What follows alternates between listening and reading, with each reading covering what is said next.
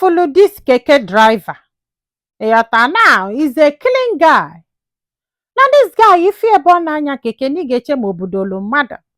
Always clean, jovial, always happy. Eyatago. Owe boye na keke busenye fana abokalisi ụka. After 2 days, this guy biani rube fasini ana achia. Nyaputa si akede ihe. Osi ada since afọ nyafuli ani adi alalozekwa n'ụla ni ala ikele ahụ. Osi na this guy efokwu is just educated handsome guy magolo etu Naija si wedo owe siki agbabagodo ọkada just osi nne ka ọ na-agba ka ọ na-egote ọzọ. Owe bịabali adini amalụ mma nwanyị. Mana dute oge ọbụla fa na-achị ọchị. Ịka ya eme oteke enye out. Na o jiri ego na-esi isi mana ọ ka ndị ji ego wele eme eke happy. Ịgbagolo nya chịkata ọchị oge ọbụla nya do happy. Nya wee gwaba parents wee say na since he meet this guy need do happy. Na o nwerekwa ife o mere unu na na-agba agbaba mbọ nwebe ego akwa ịghọtago na ọ na-agba keke eminere na ọ ga-atọ na keke. So o wee gwa ya hụ ha nya chọla ịnụ ya wee duru ya wee jee be ha lụọ ndị be ha like anya. Osi m nne o mesịrị 3 months this guy abịa mee gie. Ya na ya na-abọ wee bili. Osi m nne ha na ọ na-etekikwe out na ọ na-egolie gift. Nne ya do happy. Nne ya mụtara nwa 5 years nne ya do happy. Nne ya mụtara nwa 7 years nne ọ ka na-etriti elu ose triti from day 1. Nne ya mụtara nwa 8 years di ya chọrọ dị ịgba na for one day di ya complain be na ya mụtara nwa. Osi m ife abido gbakasịbi ya arụ.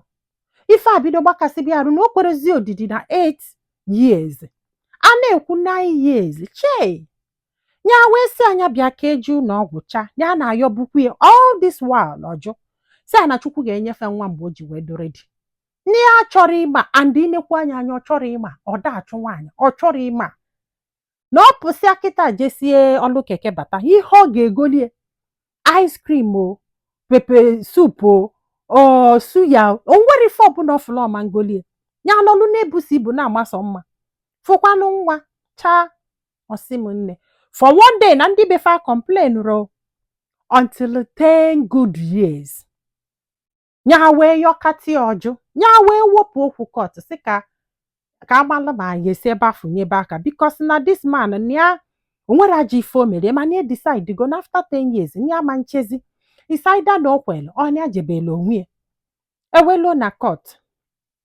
Judge wee jụbịa wee sị ya na gị na nwunye gị amụtara nwa ọ sị na ọ gbasara ya na Chukwu na-enye nwa ahụ. Judge wee sị ya mana nwunye gị dị worried ọ sị na ya mara nwaanyị o ji dị worried na onye nwa bụ nwoke kwesịrị ịdị worried. Judge wee sị ya na nwunye gị na-complain na for 10 years na ikwere ji ụlọ ọgwụ. Ọ sị enyi ya chọrọ iji ụlọ ọgwụ. Kedu reason? Ọ sị na the reason known to him ya chọrọ iji ụlọ ọgwụ ya bụ nwoke. Si jụọ nwunye ma onwe nwoke ga-anụkarịa ife ya na anụ ya. Nwunye si mba na o nwere nwoke ga-anụkarịa ife ya na anụ ya mana nya nwana ya na idele nwa. Ịghọta kịta this man si na mgbe Chukwu ji chọọ weta nwa na gịnị mere na agba nje ụlọ ọgwụ. Judge ọda anya ọjụ. Judge wee sị na ọ bụrụkwa na ị chọrọ ije ụlọ ọgwụ na ya ga-agbasa gị na this woman. Ọ sị na ọ bụ na nwunye eju na ọma nnọzi na nsogbu adịrọ mana ya nyere ife niile nwoke ga-enye nwaanyị kama na a ga-enyekwa ife niile ya mere n'isi ya. Judge wee sị na nke a ama mmeo na mmadụ na-abụọ nọ na marriage nwere ife fa chọrọ na ị chọrọ nwa na nwunye gị chọrọ nwa and na 10 years onye go gị dị oke na o gosi n'unu na-abadro compatible and besides na 10 years afọ gị na ya na-abọbi na ọ bụ na ịgbakọ ọbụgodu na nwunye gị ada alụ ọlụ regardless na ọ na-alụ ọlụ ịgbakọgodo afele ọsara akwa ọsara nri o siri gbogo gbede neteghị anya gbogo everything o mego na ịgbakọba ego nefa each of them cost na ọ ga-akarị ego na imelu n'isi. So oke nke ịchọ ka ị were ego imelu n'isi ka ọ ka agbakọlụ gị one fọlọ na nke o melu n'isi gị. Osi m nne ikekwula ọtọgwụ ya.